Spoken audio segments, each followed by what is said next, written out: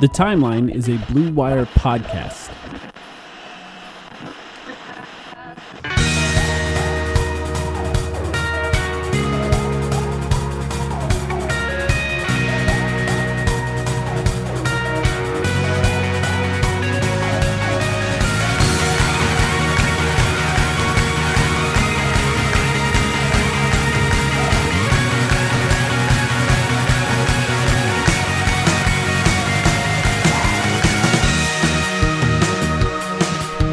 Welcome to the Timeline of Phoenix Suns podcast. My name is Mike. I'm here with Sam. Sam, how's it going? I'm doing well, man. We're coming off an absolute stomping of the San Antonio Spurs. We just called that game for playback. It was fun to do a Sunday afternoon game. In the midst of... I know the Cardinals had a bye this week as well, so we were a little worried about interfering with football, but I think it worked out. Definitely worked out for the Suns. So, yeah, doing pretty well. That team is bad, man. That team is so bad that it actually ruined Devin Booker's chance to score 40 points for 4 games in a row because there was no reason to play basically anyone in the starting lineup for the last 18 minutes of the game. Honestly, they could have probably started the bench in the second half of that game and still found a way to win that game. But the Suns absolutely destroyed them. I think I've asked you this before already, although I can't remember if it was on a podcast or not, so here goes again. Right now you've got the Magic, you've got the Pistons, you've got the Spurs, the Rockets, who we lost to on Friday night. I don't think we're going to talk about that game in great detail. Who are you rooting for in the Wemby sweepstakes at this point in the season? Because it's basically 4 or 5 teams who are heavily in it. Yeah, I would like him to be East. If I took that out of it, the Spurs is kind of fun, in a way. I'm surprised to hear you say that. Really? Well, just the fact that, not that they wouldn't do a good job with him. I think they do a great job with him, but you kind of want one of those organizations that has a track record of handling stars to have him, right? With the Spurs, it's more just like, been there, done that. I watched you dominate the league and fuck everyone else over for 20 years. I'm not sure we need to do that again. You want him in more of a Luka scenario where you're just not sure? I don't know. Go to Orlando, man. Play with Paolo. That would be fun. That's where I'm at so far. Pretty insane, Go to Detroit. Play Detroit with is probably, for the East. There are other good options. Cade and Wemby would be fun. I think you could just picture it. And they play complementary positions, so they could play off of each other in really interesting ways, and I could see that being really fun. Let's talk about Devin Booker, though, because this is, we recorded and sort of an emergency podcast / Patreon podcast to talk about his 51-point game. He had 44 in the game before that. He had 41 in the game after that, and then the Spurs game, as I mentioned, didn't have to play enough minutes to do anything. Really was kind of stat padding assists, if anything, towards the end of his run in that Spurs game. And I think now he has firmly planted himself in the MVP race and as part of the overall conversation, which I think for the MVP, it's important to establish yourself as an MVP candidate early.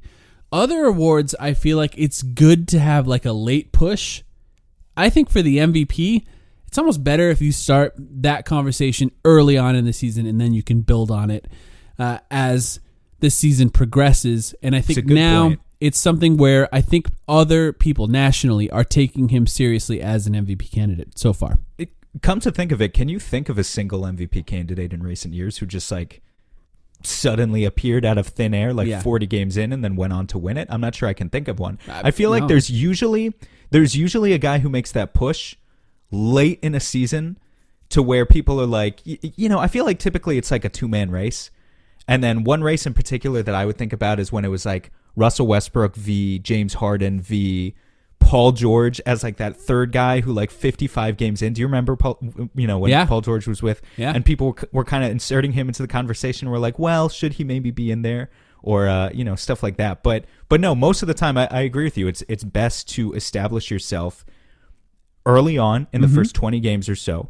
And the best way to do that, obviously, is a combination of stats and record, in spite of the fact that we've seen increasingly more and more guys kind of collect votes from the media in recent years, despite not necessarily having the record. And so that's going to be the big debate again this year. as we progress along, it's going to be, obviously Luka's going to be there. Obviously, Jokic is going to be there. Mm-hmm. But I think for guys like that, the question is going to be, as we get further along in the season, are their teams actually going to be good enough for an MVP narrative? And that's what you're talking about, Giannis and Tatum. Maybe. Yes, and absolutely on the other end of the spectrum and in the other conference, literally, those guys are currently the front runners, I think. Maybe not Giannis necessarily, but Tatum being there where the Celtics are appears to be, at least from a media narrative standpoint, he appears to be the front runner. And that actually reminds me of another question I asked you just on the playback today, but I'll repeat it here for the many more people who listen to the podcasts. Does it bother you that Jaylen Brown is having as good of a season as he is? He's averaging 26.6 points per game as of today. Right. And the Celtics have been fantastic, and they deserve so much credit. And, we're not even talking about the fact that the Suns play the Celtics this week on Wednesday, and that's going to be a very, very exciting matchup. And I can't wait to watch that. Does it bother you that Jaylen Brown is having such a good season, averaging 27 points per game, and yet Tatum seems to win the MVP narrative? Yeah. Whereas here's Devin Booker. He's averaging 29.5 points per game. In 3 of the past 4 games, he scored 40+, 50 in one of them, 51 technically. And his second leading scorer is Mikal Bridges or DeAndre Ayton at 16 points per game. He just doesn't seem to have the same level of secondary score next to him. Why is it Tatum in first place? Does that when I ask myself why is that the case, I can come up with a few different answers why. Boston. But first of all, does it bother you? I think no. I make jokes about East Coast bias and narratives that benefit East Coast teams, but I also think it's real, and that really does happen in that a lot of people stay up. I know people that cover teams in the East that stay up late enough to watch the Eastern games and then go to sleep. And then Bill Simmons personally like that? That's crazy. And he lives in LA. But he does? Wait, he does? Yeah. I did. Oh, because that's where the Ringers hit. Yeah, right? Exactly. Yeah. Okay. So, but as far as, Jaylen Brown's averaging more than 1.5 DeAndre Ayton when it comes to scoring, to your point.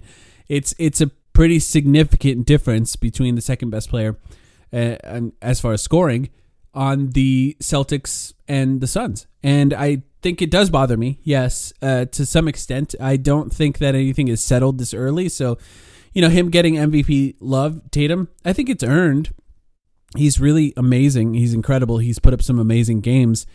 Devin Booker's the only player to score 40+ in 3 games in a row this season. A couple other players have done it twice in a row. Tatum's not one of them. But Booker has done that as well. But I do think, you said stats and record, as far as those go, that's important to actually be in the race. But, the other thing that you mentioned, and I think is almost more important, is narrative. And I think the Celtics have one narrative, which is that they lost their coach at the beginning of the year and they're still winning a bunch of games, and that helps them a lot. On the other hand, the Suns also have a narrative case to be made for them, and for 2 reasons. One, all the turmoil in the offseason, including no owner basically this year. And 2, if Devin Booker was doing exactly the same thing, but Chris Paul was still playing, exactly, all of the people who don't watch the Suns would split the credit between the two of them. Mm-hmm. And that's what they've been doing for 2 seasons. That's the biggest difference, in my opinion. It's just, if Chris Paul was there doing his typical 16 and 10 thing every night, it wouldn't be, Booker wouldn't be where he is. But because he's gone, because he's not playing, and even when he was playing, he wasn't playing up to his normal standards, the narrative case for Devin Booker is pretty clear, and it's even bolstered by the fact that there's no Cam Johnson and there's no Jay Crowder, as Suns fans and Suns media, including you and I, will continue to remind people of, because it is remarkable. The Suns have the best record in the West, starting Cameron Payne and starting Torrey Craig and starting Dario Saric. This is all over the place. This team has been, and they're still maintaining the best record in the West. And the West. Shout has out been Dario up and down. Saric tonight. By the way, had a good game. That wasn't impressed with him on Friday in general, but tonight hit his shots, did what was asked. A lot of what we talked about in the Devin Booker internal development episode was, if this happened and this happened and this happened, there could be a case for him to be the MVP. Those things have happened, and Chris Paul was hurt. There's two things added on to that. And now there is a case for I him still to be think, MVP. I'll reiterate this again because I brought up this point a lot, but like, just to demonstrate the scoring inflation, the inflationary period that the NBA is going through right now, there are still 5 guys in the NBA averaging above 30 points per game, and none of them are Devin Booker. He's ranked 7th as of now. I just think if he could get like there's such a minuscule difference between 29.5 per game, which is what he's currently at, and 30. But if he can get above 30, and if he can get technically into that top 5, I think it just looks so much better to kind of the narrative creators, if that's how we're talking about them. Like Shea is averaging, we're a quarter of the way through the season, and Shea Gilgeous-Alexander is averaging 31, 5, and 6, which also, by the way, it's because of stuff like that. We're not even sure, we're not 100% sure if Devin Booker is going to start the All-Star game. Yeah. Because fans need to actually vote for him, and coaches need to back him, and the Western Conference has Steph Curry, Luka Doncic. I mean, Luka should be a forward, but it has Steph Curry, Luka Doncic, and Shea Gilgeous-Alexander, who are all technically scoring more than Devin Booker on a per-game basis as of today. Right. It's going to be tough. Yeah. It's going to be really tough. Yeah, it'll be really tough. And I think, the Suns have the wins on their side. Coaches usually try to reward wins, and we'll see where the Mavs are at that point in the season. I think it'll be really interesting. And I do think that some of those scoring averages will start to go down as the season progresses as well. I think teams will start dropping off, and things will happen that will change things. But I do think it is interesting. One of the cases we made for Devin Booker last year was, well, he doesn't need to score all that much. It doesn't mean he can't. And, you're kind of seeing that happen a little bit this season. We'll talk more about... I think we were always kind of on the same page. If Booker could continue to do his thing and play his role. Sacrifice is good. Sacrifice is good. Continue to play his role where he maybe gets 20 touches fewer than other superstars around the league and averages 25 or 26 points per game next to an elite Chris Paul and elite DeAndre Ayton, Mikal Bridges, whoever. It just so happens that this season, now that Chris Paul has gone down and a bunch of other factors have come in, of course he was always capable of averaging 30 a game if he wanted to. I don't think that's ever been in question for us. Yep, and now we're seeing the season where he's doing it. And look, he may not have to if other players continue to play as well as they've been playing so far. We'll see how those averages are impacted by that, because games like the Spurs game where they're up by 40 early in the game, doesn't have to play the fourth quarter, doesn't have to play half of the third quarter, those averages get impacted by that over time. And as silly as that is, sometimes that actually does impact the way that guys who vote view it, because they're looking at the box score first and foremost, and then everything else flows out from there. Let's go over some questions. We asked for some questions on Twitter. We're going to try to answer as many as possible right now and see how many we can get done. And this will be, I think, our first unofficial mailbag, I guess, of the season so far. I believe so, yeah. Once again, I'm going to let the Twitter algorithm decide which questions I get. I just clicked the tweet. I'm going to go from the top and read as many as we can before we get to a little over an hour here. First one is from our friend Kellen Olson. This is non-basketball related, so we'll keep it short. You should have saved this for the end. I know you just said you'd go by algorithm, but there's another. There's another one that's non-basketball related. Next, I'll just skip that one and then try to remember. Rain, overrated, underrated, or properly rated? So Kellen Olson wants our opinions on Rain. I'm going to say it's underrated, and I don't really feel I need to explain. I think it's definitely underrated because I like having crops. Yeah, we're running out of water in Phoenix. I feel like in Phoenix, you guys definitely would celebrate rain when it happens, right? Mm-hmm. Yeah. People like rain we like rain here too. I think it's just like if it's like 4 or 5 consecutive days of it, then you start to. Well, that's when it becomes overrated. Yeah, that doesn't happen in Phoenix. If I had to guess, no, almost never. Yeah. No. All right. At Suns Cards 1001 said, "Do you think Damian Lee, one of our favorite topics here, can be an actual playoff bench contributor, or is this a case of the regular season making him look good, and we should look to upgrade?" It's a good question, I think. Look to upgrade? Mm-hmm. I mean, Eric Gordon kind of plays the same position, right? Yeah, I mean, he does technically. The Suns have done a bunch of that thing with playing Landry Shamet and Damian Lee at the same time. Yeah. And what's interesting about that is they've done it in various different combinations, and I think you've definitely talked about this as well. But it's like Landry Shamet and Damian Lee playing together as the 1 and the 2. Don't do it. Doesn't work. You need to have like an actual point guard on the floor who can run the sets, and neither of those guys as a point guard is a problem.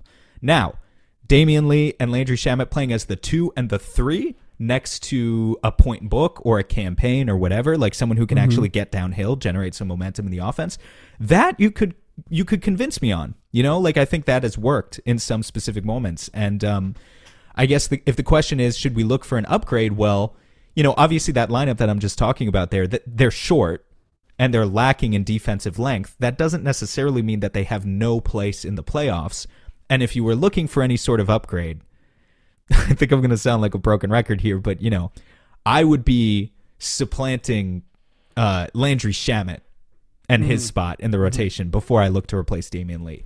Like I'd rather throw Damian Lee out there as a small ball 3, have him stand in the corner and shoot threes, and upgrade the shooting guard position, the guy who's playing Landry Shamet's role essentially, before I take Damian Lee out, because I just think he's literally top 5 in the league among qualifying players in 3-point percentage right now.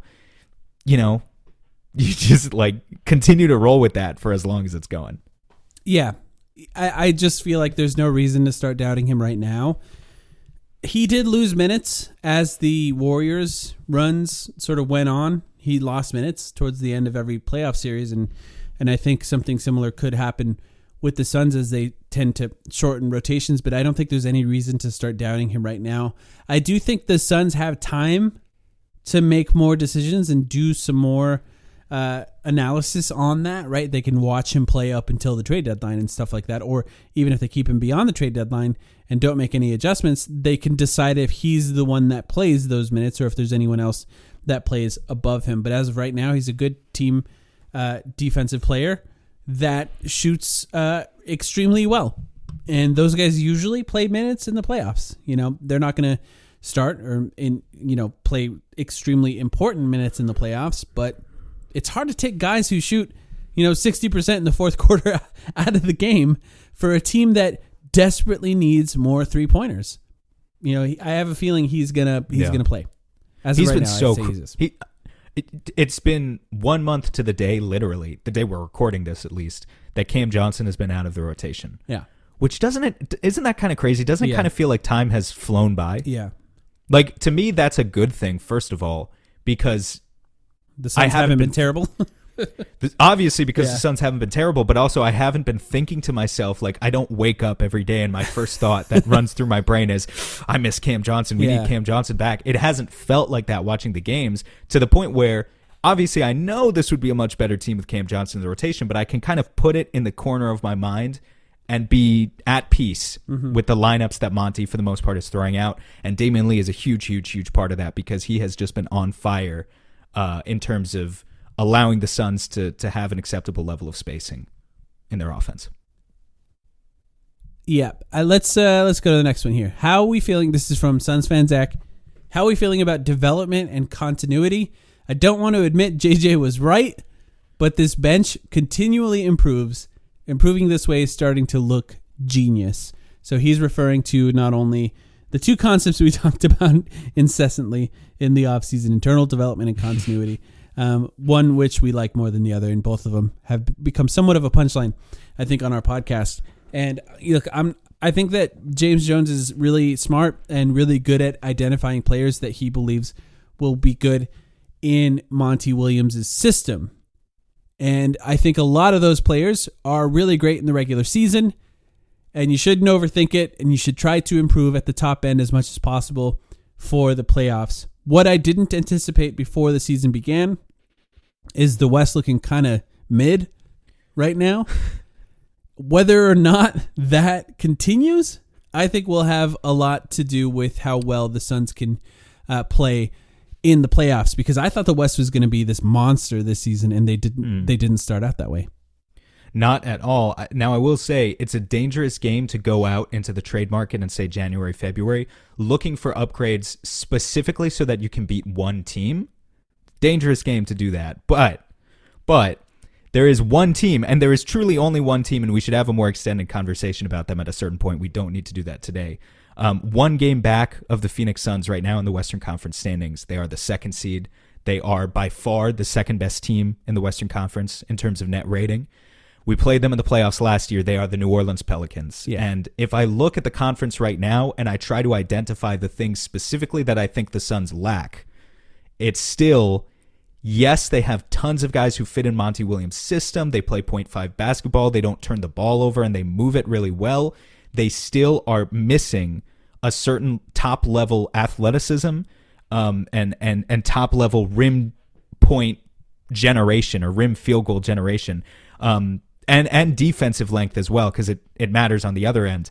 That would be very, very clear, I think, if you played a playoff series against the New Orleans Pelicans where there's Zion at power forward every night, and there's Brandon Ingram. Guess what? You have to guard him too, and he has a 7'3" wingspan. And there's Jonas Valanciunas, and he's scooping up 20 rebounds per game. It's like not necessarily that they need to make a trade to beat the Pelicans, because I think there are a ton of other, like the Pelicans are inexperienced, and there may be other teams in the West that could beat them on the way to the Western Conference Finals. But it's like you need to be thinking about that sort of thing, and there are certain matchups that scare me a lot more than others right now, and definitely long, athletic teams like the Pelicans and the Bucks are another one, even to an extent the Celtics. I think it's going to pose an issue, all of those teams, for the Suns. And the Suns play the Pelicans on Friday. And maybe even a playback day. I think we could probably plan on doing that one on playback. I think we should just put it up to a poll, to be honest. There are two, because I'm willing to stay up. I think I've decided on this, Mike, in the past hour since we last talked. There are two really awesome games this week. Wednesday against Boston, Friday against New Orleans. Yeah. We'll probably just put a poll out on Twitter and ask. We're only going to do one on playback, but whatever the fans decide, we'll probably just do that game on playback. It's a good idea. Either one's going to be tough, though. We're talking about potentially making moves, and this is from Fimbrasor on Twitter. What's the most realistic trade you both want to see? We're talking about potential improvements. We talked about it specifically as it pertains to Damian Lee. Do you want to bring up Julius Randle here? You don't want him, so I don't think it fits the question. I guess if we're talking about something we could both agree on, that makes it interesting. I think we could Unless you're telling me that you've changed your mind on Julius Randle, but I don't believe you have. No, I'm still not really there. No, I don't think. Yeah, so. Yeah, I just don't. I think he changes how the Suns play so much that I'm not sure it helps. But Eric Gordon, is that the guy that we could both agree on? Yeah, he's safe. Eric Gordon's a safe name that is better than Landry Shamet, could just stick in the backup guard rotation. Sure. And his defense has been pretty good this season still, like individually, if you watch him play. I think as far as team defense goes, it's hard to judge based on how, who he plays with. You do see a game like when the Suns played Houston and lost, he was like 0 for 6 to start the game and then hit a clutch 3-pointer at the end, but you do see how he can sort of fade into the background in certain games. And I do think guys that shoot a ton of threes like that just have games like that where they are just nowhere to be found for certain parts of the game. And if especially they can if they're play not stoppers. Yeah. But if they can play defense like him, at least somewhat effectively, it really helps their value, especially if they do some level of shot creation, which he can do as well. That's probably a safe one. I mean, if we're going to, I don't know if Bogdanovic is safe. I'm sure we can both agree he'd be good. I just think the Suns have a forward problem where they need to find players that can play forward pretty exclusively because they're running out of them, especially now that Torrey Craig is also injured. Anything else to add on that? No, I think those are the safest names that we've covered. All right. This is from Ian. He said, should youth be a point of emphasis in our rotations and when we are in trade discussions? Any young players come to mind on the trade market with the three likeliest trade candidates, Crowder, Dario, and Shamet? It's funny because we just brought up Eric Gordon, who's like the oldest player on the planet in this discussion. But what do you think? It's hard to acquire that type of talent on the trade market, at least not in the way that you typically think, right? So a lot of the guys who are in trade discussions actually tend to be, even the young players, like I'm trying to think about a guy like John Collins, for instance, right? Yeah. Has been on the trade mill forever. He's 24, 25 years old. maybe you could trick yourself into thinking we could squeeze something out of John Collins that the Atlanta Hawks have not. And I don't think there's anything wrong with that. But it just tends to be that type of player who's already approaching their ceiling, like, pretty quickly. And the guys who are already unanimously considered good, but also, say, only 21 or 22 years old, and are second-year or third-year players, like much younger than a John Collins, those guys don't get shipped out unless it's for a legitimate star. Like, they don't get shipped out unless they're pieces to build towards a franchise-altering move, Yeah. The 21, 22-year-old, like, young players who tend to get shipped out are guys who are kind of being, like, given up on because they've been really bad in their first 2 or 3 years. And or so the team if you is wanted just to ask, trying to win but not performing well, kind of like how we got Kelly Oubre. Yeah, right. Yeah, I guess Kelly Oubre is kind of that. Even Kelly Oubre, I feel like, was already 24-ish, like fourth season maybe. Yeah.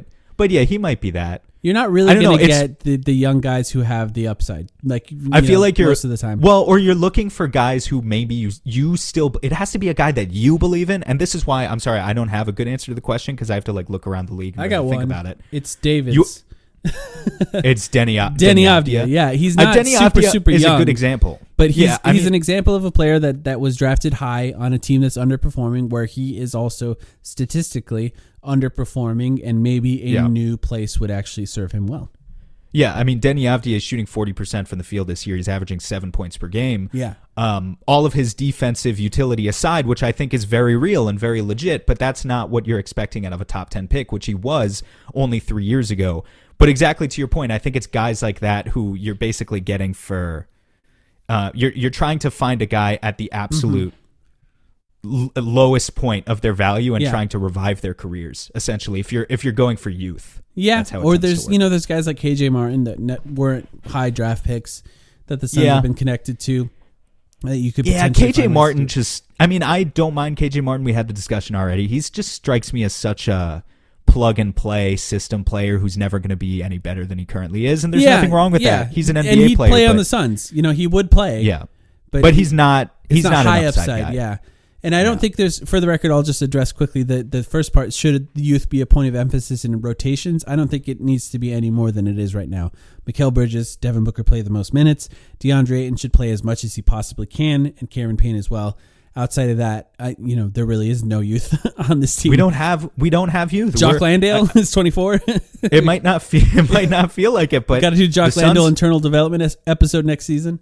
I think the Suns are like the third oldest team in the NBA now. Yeah. Or they're top 5 for sure. Yeah. So it just tends to be like that with a lot of veteran teams. But it's like, I think it really shows that even in a game like today, where you absolutely spanked the San Antonio Spurs, and it would be the perfect opportunity to have some young player that you can then throw out there for 15 or 20 minutes and see what they're made of. The Suns don't even have that. Mm-hmm. I mean, they have the best they have is maybe Dwayne Washington Jr. is on a 2-way contract, who I think Monty put out there for 4 minutes. So they really don't have a lot of youth on this team. Their youth are their 25-year-old star players. Yep. Another player, I'll just throw out a name, DeAndre Hunter. I don't think he's necessarily going to be moved or traded, but it's just, it's one of those guys where if they really want Jay Crowder, I should say, on the Hawks, and, they're struggling, they're up and down. There was a report about Trae Young today and the coach beefing. If they want somebody like Jay Crowder to be in there and be sort of the voice of the coach to the team, the tough guy to keep everyone in line, maybe the Suns can sneak in there at the right time and get a good young player that kind of does the things that Jay Crowder does, but with upside. Injured a lot. That's the issue with him. But, that's an example of somebody maybe who has slightly underperformed in the team that is overall trying to win and underperforming at this point. Jay would certainly have a lot to teach Trae about not showing up to work when you don't feel like it. So I agree on that front. Hey, Trae's got the contract. Eliasib, I don't know how to say these names. Who you all got for the World Cup winner? And are you following soccer at all? So here's the deal. Well, actually, do you want to answer first? I'd say Brazil or France based on what I've seen. Probably choose one of those two teams. Isn't that like rooting for a front runner? I'm saying he's asking who we think's going to win. Oh, well, who's the worst ranked? Whoever is the worst ranked is who I'm going to root for, realistically. Well, were you rooting for the US? I don't know. Yeah, I mean, yes. I don't know anything about soccer. I'm afraid to say it's not my sport. I will say, however, there is a great beer warehouse in my city which like stocks itself with international beers, and so I hatched the idea to buy as many international beers representing the various World Cup companies as possible. And I've bought all of them. My idea is to throw a little party on the day of the final. Sorry guys, you're not invited, but I have not checked off all of the countries because, as it turns out, finding a Senegalese or a Moroccan beer is really fucking hard, or just like any of the African nations in general. So if we have any Timeline listeners in Africa who would like to mail me a beer and they think that it could get here within 2 weeks, I'm all ears. I know you said nobody is invited, but do you know if there's any listeners of our podcast in your area, like where in and around where you live? I've had people, yeah, for sure. I've had people reach out to me before and be like, "Oh, hey, I'm in Western New York as well." But I don't know if they're like consistent, like every episode listeners. I'm not sure if that's just when that's the deal, or it's just like, well, no, it's just like they've listened before, and cool. I already think that's cool that there are other. I know for a fact there are other Suns fans in New York State for sure. And I know Sam said he doesn't follow soccer. The second part of the question was, are you following soccer at all? I like soccer. I do not follow it to the extent that I wish I could. Honestly, with the amount of basketball I watch and we watch, it's tough to follow anything else with like real intention, because I try to watch games every day if I can. And I basically, that picture of Rob Lowe at the NFL game wearing like an NFL hat and just smiling watching football. That's basically how I watch soccer. I'm just like, yeah, soccer. This is great.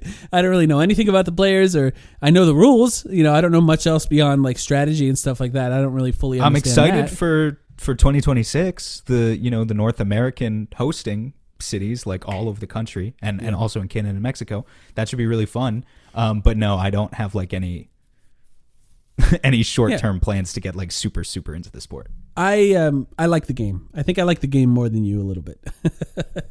Let's see. All right. Nick asks, Nick H, it looks like, what's the regular season win ceiling if CP hypothetically sits out until the playoffs? Wow. What is their record since Chris Paul went out? Do you know? They struggled a little bit at first. Do you want me to look it up? Yeah. Let's see if we can. You got to give me like a minute to calculate. I'll let you. I will say. Talk. Keep talking. I will say when it filibuster. When it comes to actually how they could look, if Cameron Johnson's back, if they make a trade with Jay Crowder, those kinds of things matter. Where they struggle the most without Chris Paul is bench minutes when both Devin Booker and Cameron Payne are out.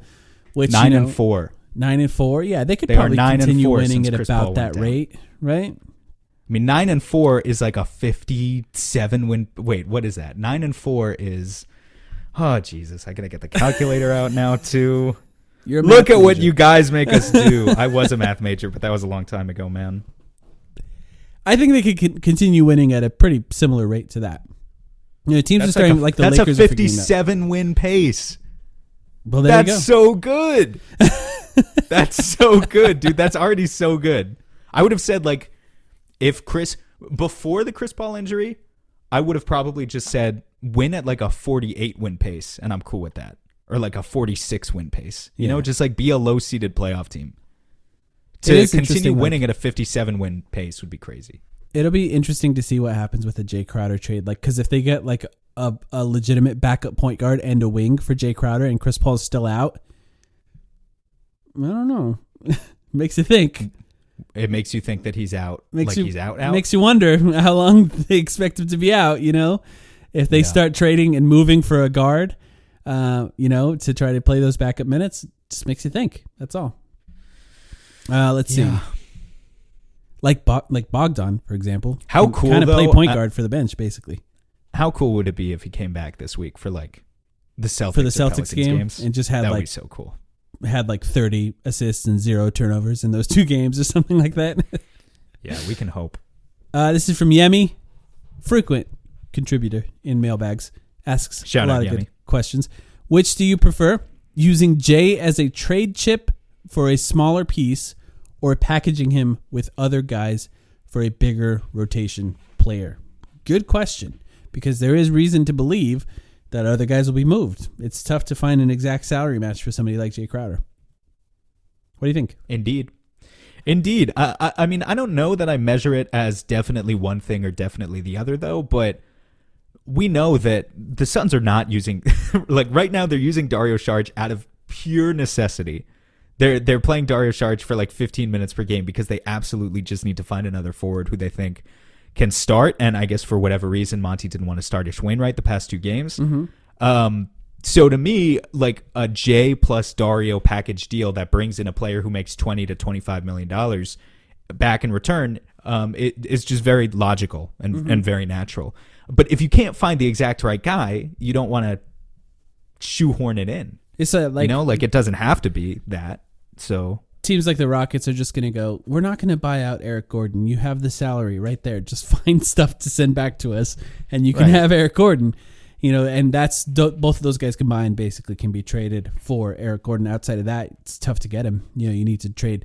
You could say Landry Shamet, because Landry Shamet plays the same position. Shamet, of course. And maybe as far as the Rockets are concerned, they can talk themselves into Shamet just replacing the Eric Gordon minutes. Otherwise, Jay Crowder's going to have to go somewhere else, and something else is going to have to come back to the Rockets. But I think the Suns will continue to try. I don't think the Suns want to trade 2 players and get 1 player back. I think they want to trade. I think they want 2 players back for Jay Crowder if they trade Jay Crowder. That's fine. If they trade 2 players, they want 2 players back as well. So they're gonna. But that's pretty easy. It's easy to structure a deal that's $10 million plus $10 million for $20 million and 1. Exactly. That was the KJ Martin, Eric Gordon. Exactly. Yeah, that's right. And I think that's the kind of move that they want. But it's there is some level of trying to convince a team like the Rockets to give up on a young guy like that in order for that to work. And I think that's where they're going to run into some trouble. But we'll see. Right. December 15th, 11 days away. 11 days away from right now. We're also not considering the possibility that Yemi is talking about the third option, a secret third thing where you combine Jay with Mikal Bridges or DeAndre Ayton, and you make the Kevin Durant trade, right? Like that's still the other discussion, which I don't know how accepting of that conversation people are right now, but it's still there. Right. Yeah, it's funny because like the better that they Kevin play, Durant's still good, if you forgot. But the better that they play, the more likely they'd be available in a Kevin Durant trade, and the less likely Suns fans would be to want to trade them. It include guys like Mikal Bridges and DeAndre Ayton. Luhan said, "Do you guys still hate the Spurs as much as we all used to during the 7 seconds or less days?" I don't know. Who cares? Not at all. Right? Not at all. Even if they get Wemby, man, I like Wemby a lot. Like, I really like him. Yeah. I guess I could be convinced to hate him. Oh, if they're good again, I'll find ways. Yeah. If I'm presented with some evidence. Yeah. But it is it's the Mad Men scene, right? I don't think about you at all. I don't think also, about the Spurs at all.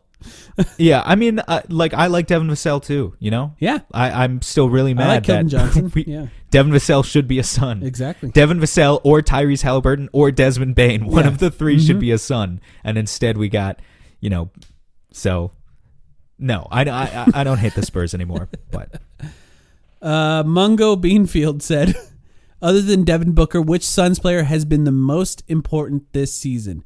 Mikal, DA, campaign, all viable options, IMO, and I agree with him. Is it crazy? Is it? Well, it's probably Mikal Bridges, right? Like he plays like 40 minutes per game, and he even today was kind of crazy because we thought maybe he was listed as probable. And then when it was announced that he was playing, we thought maybe he was just going to do the thing where he plays for 10 or 15 minutes just to continue the streak, but that actually he wouldn't look 100%. He came out of the gate lagging a little bit, like dragging his legs. And then he made like 6 threes and had a fantastic game and soared for offensive rebounds and all this other stuff. So it's probably Mikal Bridges. Suns still have the 5th best defensive rating.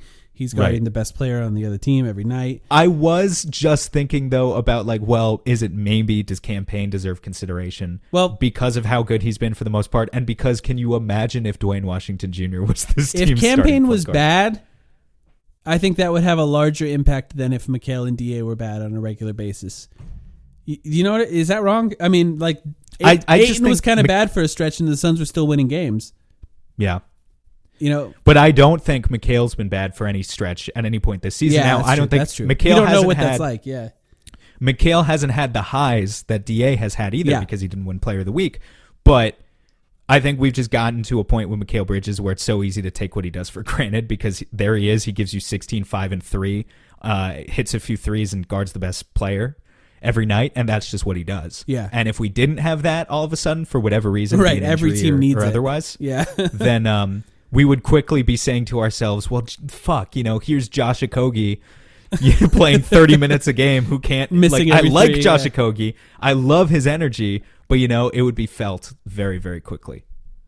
I think he's like 1 for 18 from 3 now. He had a great game tonight and shot 2 for 10, which is hilarious. I thought he was great, but he still didn't do anything on offense. He was other awesome. than maybe a couple offensive rebounds. He was awesome.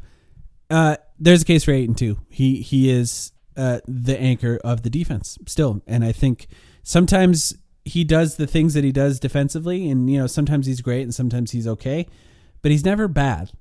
When it comes to how he plays defense, there's some second effort things that can go awry, but he's just so solid defensively, and I think anchoring the defense. I think there's a case for all three of those guys. I think that's the right way to phrase the question from the guy who gave it to us. All three of those guys have cases to be made for all of them, and I think if you picked any one of them, including Cameron Payne, I think I could find a way to agree with you. Let's see. Force Master 76 said, "How much do you guys trust Payne come playoff time? If he's coming off the bench, I feel okay. I feel much, much, much better than last year if he's coming off the bench. I really do buy into the growth as a playmaker, but also just that his shooting is back and is consistent. I think to see how he has learned to work with DeAndre, and you had some great stats in last week's episode, Sam, about that, shows an ability to adapt and change based on the personnel that he's playing with, and I think that's going to make a big difference. And I also think maybe we a little bit underrate the fact that he really was kind of dealing with nagging injuries all last season. So if he's healthy and Chris Paul's healthy going into the playoffs, I feel pretty good about Cameron Payne at this point. Yeah, I just hope he's not starting. Yeah. No, if he's a starter, I wouldn't put it all on him. It's not his fault at that point. He's just put in the position. How I feel about the Suns as a team changes if he's starting.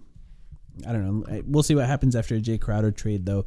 Things are going to change pretty soon for the Suns, as far as hopefully for the better, as far as how we feel about the bench.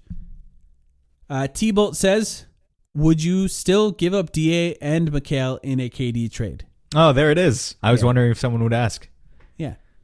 So he's forcing our hand here. You go first. I would have. I've said it already on the podcast. I would have probably done that in the offseason, and I would not do it now.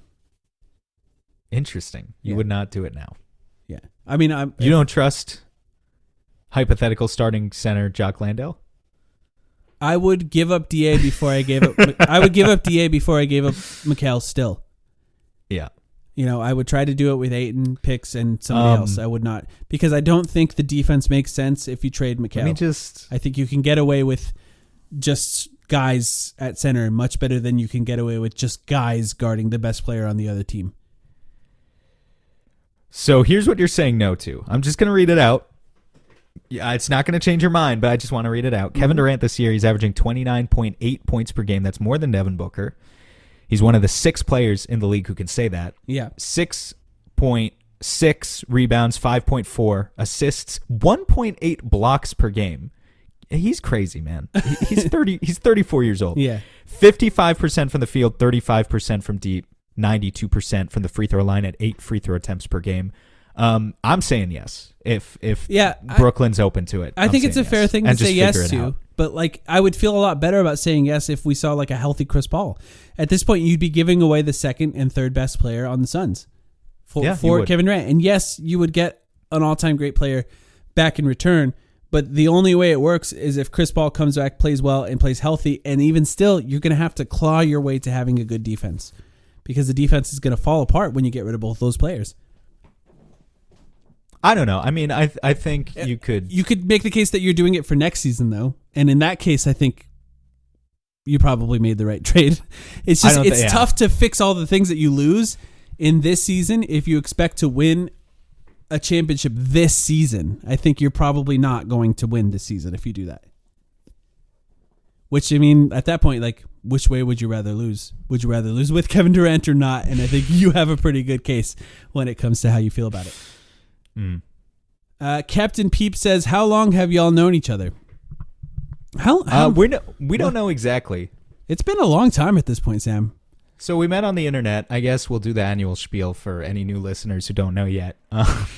We met on this little app called Reddit.com. I guess at the time it wasn't even an app. At the time it was a website where people go, what are you doing on that website? Hacking? It was just, a website for, And you're like, no, it's a forum.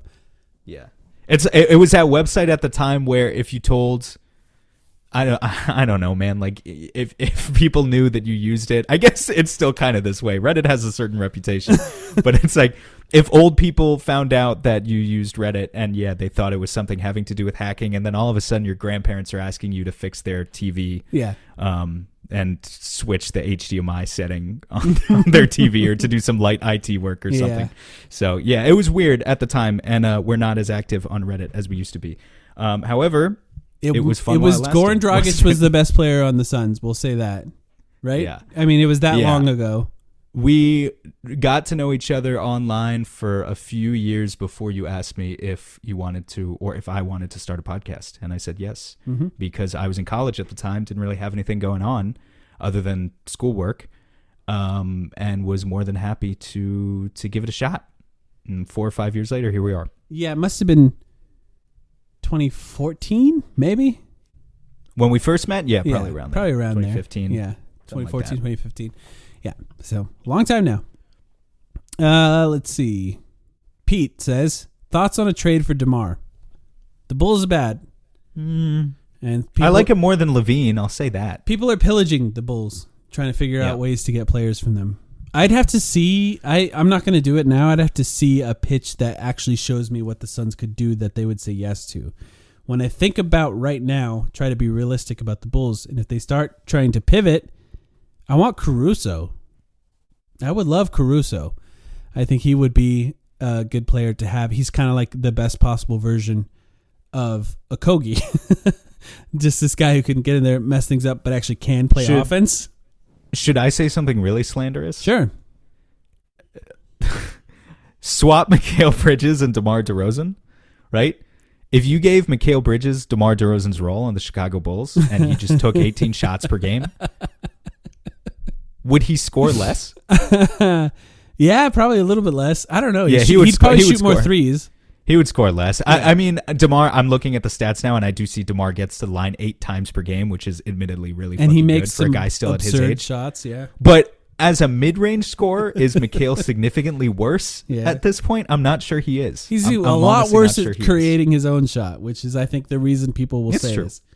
I'm totally off of Levine if anyone tries to suggest Levine, because I just don't think you can build a workable defense.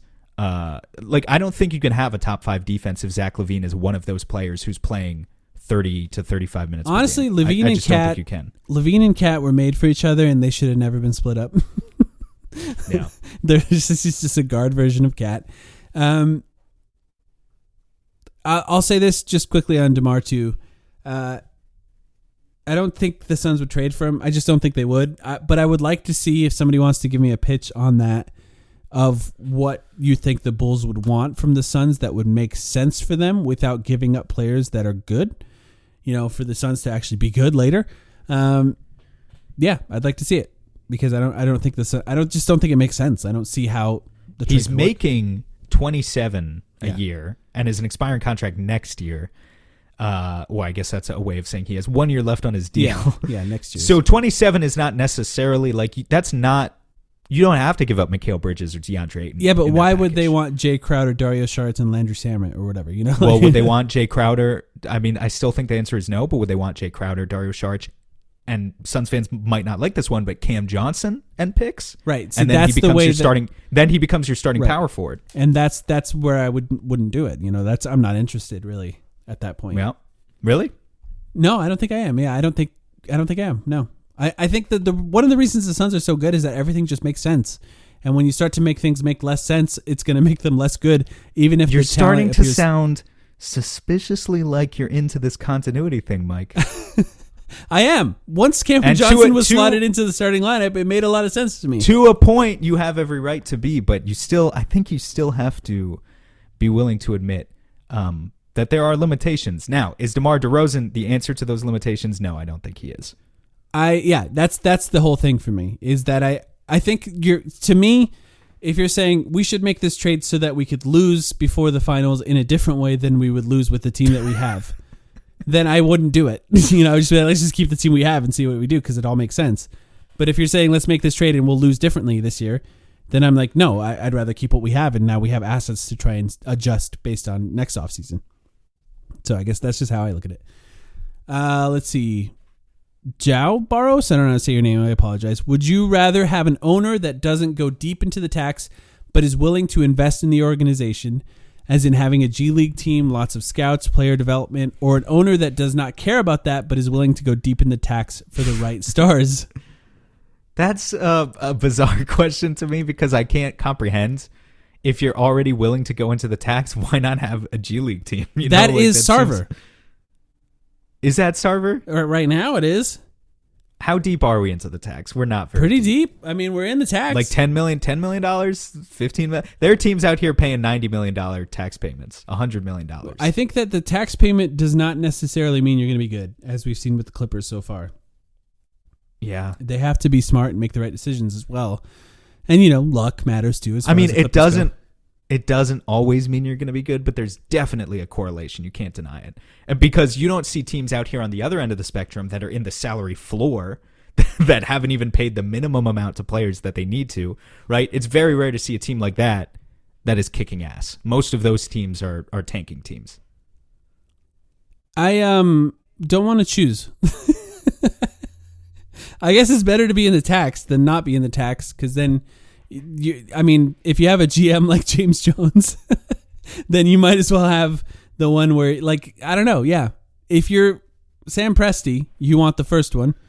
If you're James Jones, you want the second one. So I guess right now with James Jones, I'd rather have the one going into the tax, especially with Devin Booker firmly in his prime.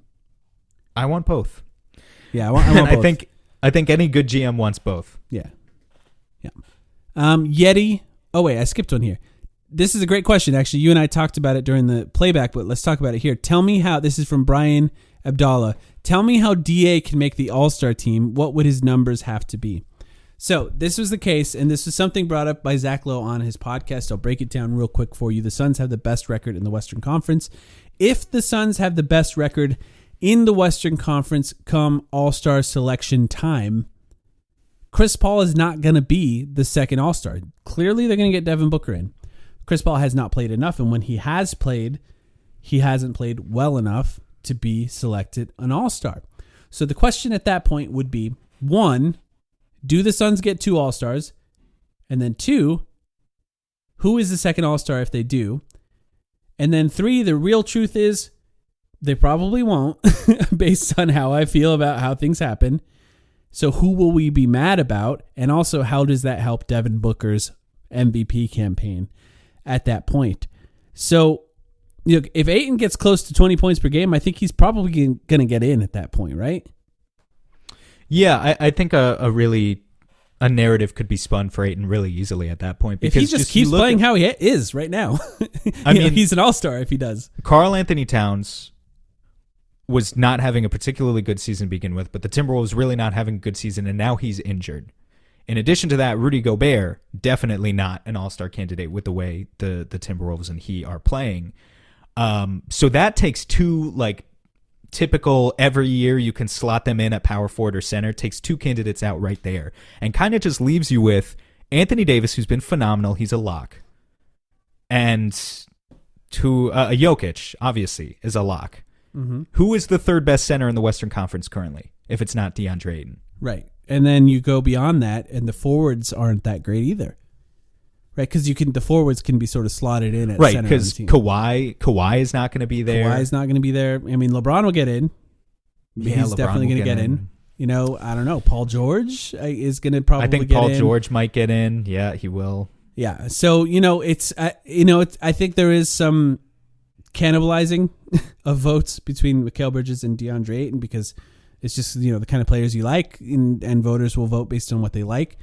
But I do think that DeAndre Ayton right now is making the case. The issue with him is it's been 5 or 6 games of it, and that's not enough. So he'd have to do that a lot more in order for him to be there. But if he gets like 19 points, 18, 19 points per game, the Suns have the best record. Chris Paul's played 10 games or whatever it's been. Then it'd be tough to not put him in there. I still think there's the most likely scenario is that Devin Booker is the only All-Star for the Suns, and then maybe someone gets injured, and then somebody else gets added in, like DeAndre, and as a replacement player. That's probably the most likely scenario in my mind. I just thought of a third guy who might get a spot over Ayton, just at that like power forward center spot is Sabonis. Yes, that's right. He probably depending on just how good the Kings' record is. But I don't know. That's going to be difficult too, because like, would you rather if the Kings are only going to get one spot, would you give it to De'Aaron Fox or Sabonis? And probably if you give it to if you give it to Fox, now there are more good guards in the Western Conference. Maybe he doesn't. But if you give it to Fox, can you really argue, like, let's say here we are at the All-Star break. The Suns are 30-15, and the Kings are 23-21. Can you really argue that the Kings deserve 2 All-Stars and the Suns deserve 1? It's gonna get weird. It's not logical. I know, and it kind of never has been. But I kind of feel like no matter what happens, we win though, because if we do get a second All-Star, then we get a second All-Star, and we get to watch DeAndre Ayton most likely, or Mikal Bridges, but most likely DeAndre Ayton in the All-Star game. And if it doesn't happen, then I just use it for my Booker MVP campaign. That's right. And so I kind of feel like I win no matter what. Right. Especially if someone like Andrew Wiggins starts again. That won't happen. Can't give it to Steph at that point. He's got an All-Star teammate. Devin Booker doesn't. Yeti asks, should DA focus on developing a pick and pop 3? I feel like it would be worthwhile to explore, and the spacing it would create would help the team as a whole. I'm out on Ayton shooting threes. What do you think? I like what he currently does. Yeah. Just take one when it's wide open, once especially if the Suns are up, or once every other game. Yeah. Maybe not if the Suns are trying to come back, maybe work it to get a better shot. I just don't think philosophically, I don't think big men, like your literal 5, it's different if you're a power forward. But if you're a center, I don't think it works to shoot threes unless you're going to shoot a lot of threes. Like, that needs to be your thing. If you're shooting 2 threes a game, it doesn't, like, I'd rather have you close to the basket where I know you can finish easy plays for the most part. And that's how I feel about DeAndre Ayton at this point in his career. If it's going to be a trailer occasionally, like within the flow of the early offense or whatever, or just a play where they're absolutely ignoring you and they're nowhere near you, that is fine. That is one thing. But I don't otherwise need to consistently take one of the best finishers in the league away from the basket. For 2 games in a row, Mikal Bridges was wide open at the 3-point line pretty significantly, basically the whole game. The main reason Mikal Bridges was wide open at the 3-point line was the spacing that DeAndre Ayton creates at the rim. It's not always spacing just necessarily at the 3-point line. And his usefulness as a floor spacer, if you will, at the rim compared to what it would be at the 3-point line where there's no reason to guard him currently is magnified. So I just, I'd rather have him rolling a lot, rather have him posting up, sealing, getting to the rim as much as possible. Guys will get open based on the gravity that he has at the rim. It is funny how we use different words. We call shooters floor spacers, and we say gravity for guys rolling to the rim, but it's the same thing. It's gravity at the rim. It's gravity at the 3-point line. It's spacing at the rim. It's spacing at the 3-point line. It's the same exact thing. Let's see. We have time for a few more. This is from Matt. Is Devin Booker very good, and why? I'll hang up and listen. He's very good. He's very good. He's okay. This is from Nanit Nash Jr. If we win the title this season, are we going to three-peat? We're really getting the real dramatic ones here at the end here.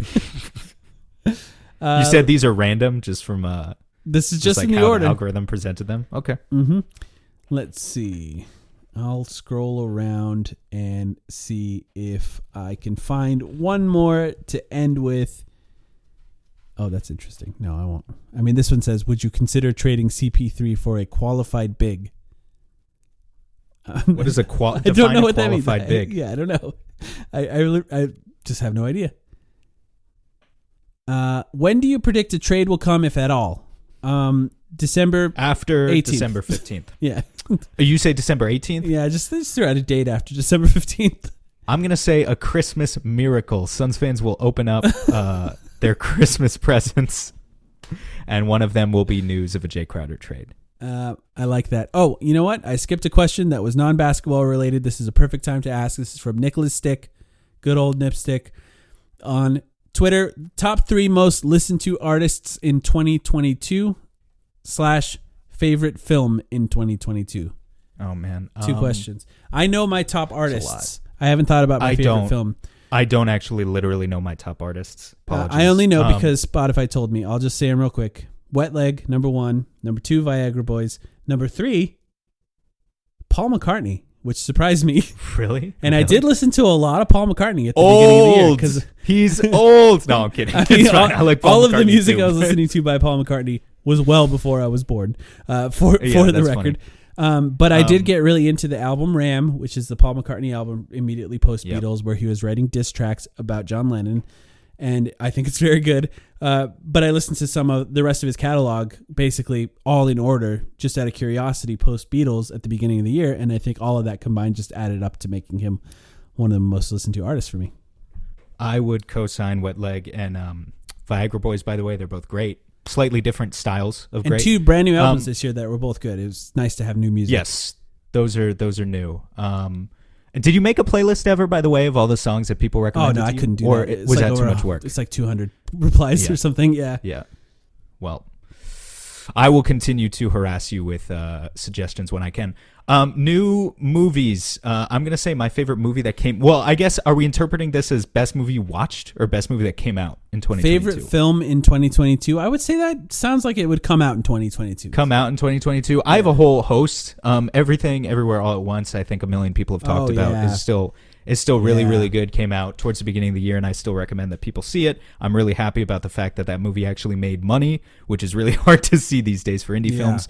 More recently, I saw a movie which I think is probably going to get nominated for a bunch of Oscars, but lose all of them if I had to guess. Banshees of Inisherin with Colin Farrell. It's an Irish film. Martin McDonagh, who most recently made 3 Billboards outside Ebbing, Missouri several years ago. I thought that was really, really, really good, and I strongly recommend that one as well in terms of screenplay. But I saw a lot of good movies this year, especially indie film wise. I think it was a strong year for movies as far as I can tell. I just saw a couple days ago too. I just saw the new Spielberg movie, which is The Fabelmans, which is literally about him. Yeah. And I went in thinking this is going to be such an obnoxious, self-indulgent piece of garbage of just 2 hours of Spielberg jerking himself off. But it was really good. And I enjoyed it. And it was about the power of cinema. And it was a fun time. So. People who love movies about movies. That tends to be the case. I'll co-sign with Everything Everywhere All at Once. I did not see enough movies this year compared to a normal year for me, but that movie blew me away. It was such a fun and weird theater experience, and I enjoyed it a lot. I think that's all we got. I appreciate everyone for asking questions. I'm sorry if we did not get to your questions. We try to keep these at a relatively sane runtime and not go too long with too many questions, but we'll try to do another mailbag. This is our first one of the season so far. So thanks everyone. We will put out a poll on Twitter regarding which game we should do for playback. We're definitely going to do either the Boston Celtics game on ESPN, number 1 seed versus number 1 seed, or the Pelicans game on Friday, which may also be on ESPN actually, which will be the number 1 seed versus the number 2 seed potentially at that point of the game. But other than that, thank you everyone for listening. If you'd like to join our Patreon and hang out on our Discord with us, hear extra podcasts, starts as low as $3 a month, patreon.com/thetimeline. Thanks guys.